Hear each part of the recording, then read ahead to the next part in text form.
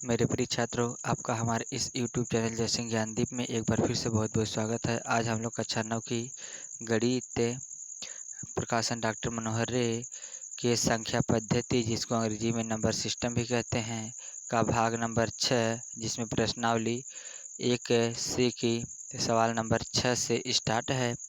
जिसमें पहला क्वेश्चन दिया है कि निम्नलिखित को P बटा Q के रूप में व्यक्त कीजिए। निम्नलिखित को P बटा Q के रूप में व्यक्त कीजिए, जहाँ P और Q पूर्णांक हैं तथा Q is not equal to 0, यानी कि P जो संख्याएं दी हैं उनको हमें P बटा Q के रूप में यानी परिमेय संख्याओं के रूप में व्यक्त करना है। और P Q क्या है, एक पूर्णांक है तथा Q का मान 0 के बराबर नहीं होना चाहिए। तो सबसे पहले हम लिखते हैं यहाँ हल।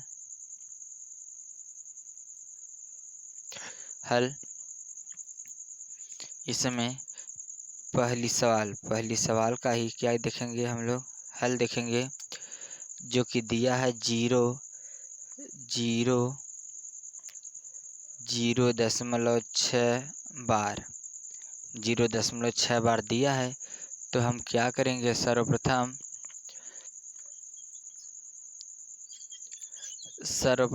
इन संख्याओं को पहले मान लेते हैं कि माना x बराबर 0.666 इक्वेशन 1 यानी कि समीकरण 1। देखिए दिया है कि 0.6 और जो ऊपर ये चिन्ह की लकीर है इसको बोलते हैं बार। बार से हमें यह पता चलता है कि जितनी संख्याएं के ऊपर ये लगा होता है उतनी वही संख्याएं उसके बाद बार बार यानी हमेशा वही लगातार चलती रहती हैं। तो यहाँ पर 0.6 बार है तो यही संख्याएं 0.6 डॉट डॉट अनंत तक चलती रहेंगी। इसको मान लेते हैं हम समीकरण 1। उसके बाद क्या करेंगे, देखते हैं कि कितनी संख्याओं के ऊपर बार है। तो 1 लिख के उतने ही शून्य से क्या करते हैं, गुणा किया जाता है। तो 0.6 बार है तो 6 मात्र दशमलव के बाद एक ही अंक है और उसी अंक पर ही क्या है, बार है। तो समीकरण एक में दोनों पक्षों में क्या करेंगे, 10 से गुणा कर देंगे। तो यहाँ क्या होगा, 10 x बराबर इधर 10 गुणे 0.666 डॉट डॉट डॉट। तो क्या करेंगे, इसमें गुणा करने के बाद ये 10 x होगा बराबर 10 से जब इसमें गुणा करेंगे तो एक अंक दशमलव दाहिने तरफ भागेगा। तो यहाँ हो जाएगा 6.666 डॉट डॉट डॉट समीकरण 2। अब क्या कहता है कि नियम कि अब समीकरण 2 में से समीकरण 1 को हमको घटाना है। तो यहाँ क्या लिखेंगे, समीकरण 2 माइनस समीकरण 1। अब क्या करेंगे, समीकरण 2 में से समीकरण 1 को घटाएंगे। तो समीकरण 2 हमारे पास है 10x माइनस समीकरण 1 इधर का कितना है, x है बराबर समीकरण 2 उधर का 6.666 डॉट डॉट डॉट। उसके बाद माइनस समीकरण 1 कितना है, x ये क्या हुआ 0.666 डॉट डॉट डॉट। अब क्या करेंगे कि 10 x में से जब एक x घटाएंगे तो 9x प्राप्त होगा। आप देखिए अगर दशमलव की इधर 6 है, 6 में से जब दशमलव की इधर 0 है, 0 घटाएंगे तो आएगा 6 दशमलव। अब देखिए दशमलव के बाद 6 अनंत तक है और इधर भी दशमलव के बाद 6 अनंत तक है। तो अनंत में से अनंत तक घटा देंगे तो आ जाएगा 0। तो दशमलव के बाद 0 का महत्व नहीं होता है। कब तक नहीं होता है, कि जब तक उसके बाद कोई अंक नहीं होता है। तो यहाँ पर क्या होगा, इसका महत्व होगा, कुछ नहीं होगा, क्योंकि दशमलव के बाद 0 है लेकिन 0 के बाद कोई अंक कोई संख्याएं नहीं है। तो इसको लिख सकते हैं 9x बराबर 6। अब क्या करेंगे कि ये 9 और x के बीच में कोई चिन्ह मिलता है जो कि बोलते हैं गुणे। तो गुणे का चिन्ह मिलता है जब बराबर के एक ही तरफ होता है, गुणे का होता है। तो अगर बराबर के एक दूसरे तरफ ले जाते हैं तो हर जाके क्या करता है, भाग देता है। तो x बराबर होगा 6/9। तो दोनों को काट देंगे, 3 से काटेंगे 2, हाँ 3 से काटेंगे, 3 दूनी 6, 3 त्रिक का 9 बराबर 2/3। ये हमारा क्या होगा, ये हमारा आंसर होगा। इसी क्रम में दिया है सवाल नंबर 2। इसी प्रश्न का दूसरा क्वेश्चन है।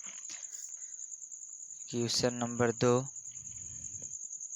जो कि दिया है 0.74 बार। ये तो क्वेश्चन दिया है, तो सर्वप्रथम हमें क्या करना है, इसको मान लेना है। माना, यहाँ आप लिखेंगे हल में माना x बराबर 0.4777 समीकरण 1। अब क्या करेंगे कि दोनों पक्षों में हम 10 से गुणा कर देंगे। 10 से गुणा करेंगे तो क्या होगा, इधर होगा 10 x बराबर 4.777 समीकरण 2 होगा। अब क्या करेंगे कि अब अगर 10 x में से क्या करेंगे, घटा देंगे तो 9 आ जाएगा। लेकिन अभी बार वाला भी एक अंक हमें चाहिए। अब इसी में क्या करेंगे कि 100 से गुणा कर दें। 100 से गुणा कर देंगे, अगर 100 से गुणा करेंगे तो इधर 10 से फिर गुणा करेंगे तो हो जाएगा 47 हो जाएगा। देख लेते हैं रफ्तार पे, 47 होगा। फिर इधर कितना होगा, 100 होगा। ये 100 100 हो जाएगा, ये 47। तो 47 में से जब ये 4 घटा देंगे तो आ जाएगा 43। हाँ, तो क्या करेंगे, अब इसी में समीकरण 2 में 10 से पुनः गुणा करेंगे दधा में 100 x बराबर, तो हो जाएगा 47.77 समीकरण 3। अब समीकरण 3 में से समीकरण 2 को घटाने पर तो समीकरण 3 है कितना, 100 x माइनस वो कितना है 10 x बराबर 47.77 माइनस 4.77 आप इधर घटाएंगे तो आएगा, इस सब है आ जाएगा 90 x बराबर। आप इधर 47 में से 4 घटाएंगे आएगा 43.0। तो क्या करेंगे, x बराबर 43/90 हो जाएगा, जो कि नहीं कटेगा। ये हमारा क्या होगा, यही हमारा आंसर होगा। इसी क्रम में अगली सवाल है सवाल नंबर 3 इसी में का। तो इसमें सब 3 ही सवाल हैं। तीसरा दिया है 0.001 और सबके ऊपर बार। आप देखिए क्या करेंगे कि सर्वप्रथम हम इसको मानते हैं। यहाँ लिखेंगे हल में माना कि x बराबर 0.001 समीकरण 1। अब उसके बाद क्या करेंगे कि दशमलव के बाद 3 अंक है, तो यानी कि अब इसी में 1 लिख के 3 शून्य यानी 1000 से दोनों पक्षों में गुणा करेंगे। तो इधर होगा 1000 x बराबर 3 अंक घसकाएंगे तो 1 2 3 1 2 आएगा 1.001 समीकरण 2। अब क्या करेंगे, समीकरण 2 में से 1 घटा देंगे तो समीकरण 2 माइनस समीकरण 1 घटाएंगे तो क्या प्राप्त होगा, 1000 x माइनस x बराबर इधर 1.001 फिर माइनस 0.001 अब 1000 में से 1 घटाएंगे तो आएगा 999 x बराबर 1 आ जाएगा। इधर दशमलव के बाद 0.001 वाला अनंत तक है, और इधर भी वही कंडीशन अनंत तक है। तो 1 में से जब 0 घटाएंगे तो आएगा 1, उसके बाद ये अनंत में से अनंत घटाएंगे तो हो जाएगा 0। तो क्या करेंगे, ये x बराबर हो जाएगा 1/999। ये हमारा क्या होगा, आंसर होगा। इसी क्रम में सवाल नंबर 7 दिया है।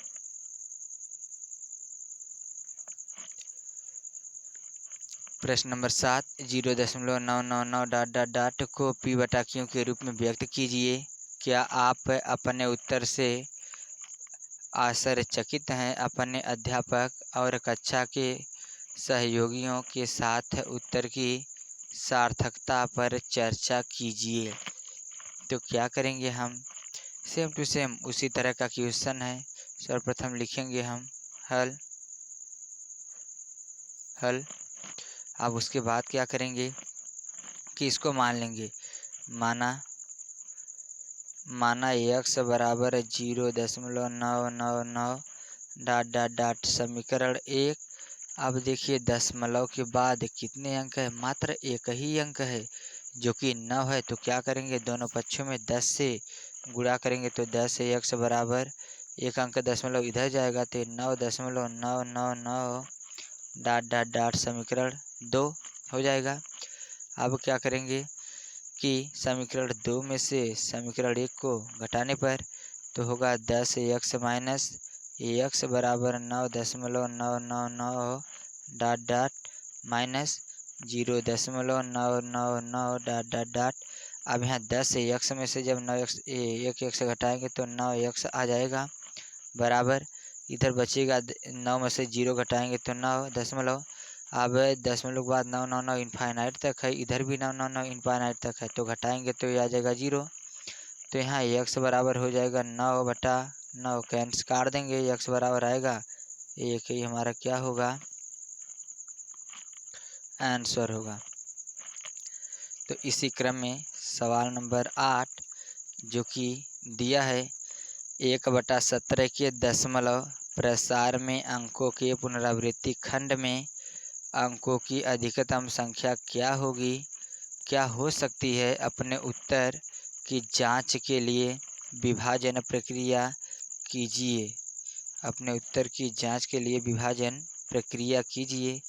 तो क्या करेंगे हम, 1 में 1/17 दिया है तो 1 में 17 से भाग देंगे।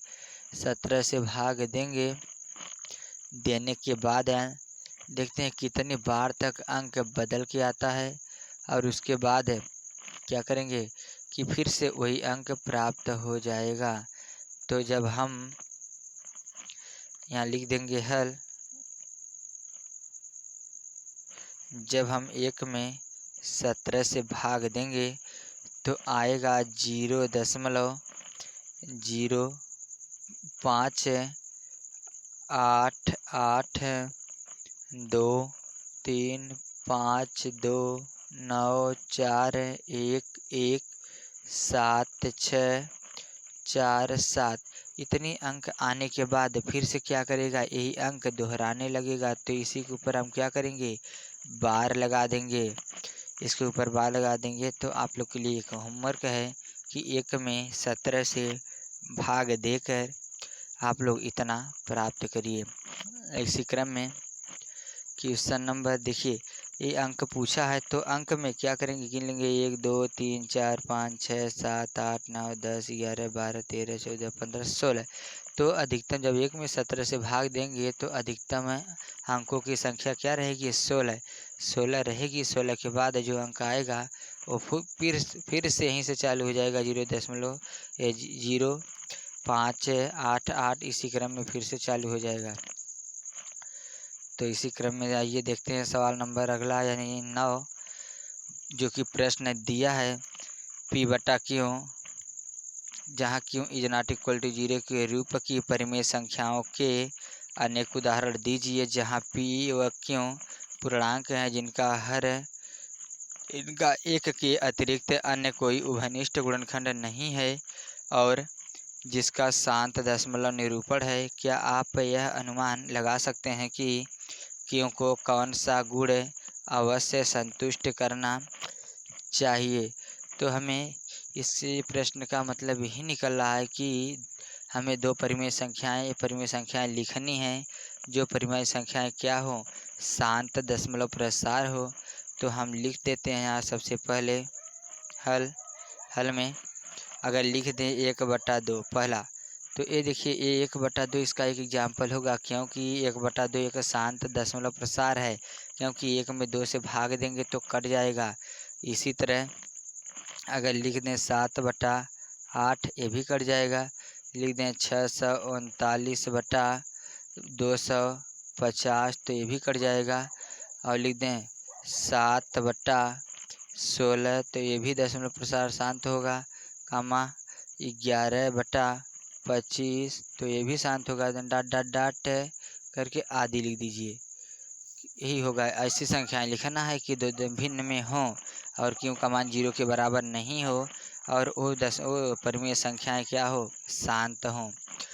इसी क्रम में सवाल नंबर 10 जो कि इस वीडियो का लास्ट क्वेश्चन होगा, जो कि दिया है, ऐसी 3 संख्याएं लिखिए जिनका दशमलव प्रसार अवनसानी हो। तो ऐसे हमें 3 संख्या लिखना है जिसका दशमलव प्रसार अनवसानी हो, यानी अगर एक लिख के एक के बाद एक शून्य आता है, फिर एक आएगा, डबल शून्य आएगा, फिर एक आएगा, ट्रिपल शून्य आएगा। जैसे देखिए क्या करेंगे कि हम जानते हैं कि सबसे पहले हम यहाँ लिखते हैं हल। ऐसा होता है कि हम जानते हैं कि सभी अपरिमेय संख्याओं का दशमलव प्रसार अवनसानी आवर्ती होता है। सभी अपरिमेय संख्याएं जो होती है उनका दशमलव प्रसार है अनवसानी आवर्ती होता है। अतः जैसे हम लिख सकते हैं करड़ी में 2 और करड़ी में 3, करड़ी में 5, ये सब क्या होंगे, अनवसानी होंगे। तो इत्यादि का दशमलव अनवसानी हो सकता है। इन सब का ऐसी संख्या को सीधे दशमलव प्रसार के रूप में लिख सकते हैं। मान लेते हैं a बराबर है b बराबर c बराबर, तो क्या करेंगे, a का मान हम लिख सकते हैं बराबर 0.40 फिर 4 डबल 0 4 ट्रिपल 0 फिर 4 फोर्थ 0 फिर डॉट डॉट डॉट ऐसे आता रहेगा। इधर अगर लिख दें 0.50 5 double 0 5 triple 0 5 fourth 0 5 fifth 0 dot dot dot ऐसे बराबर 0.6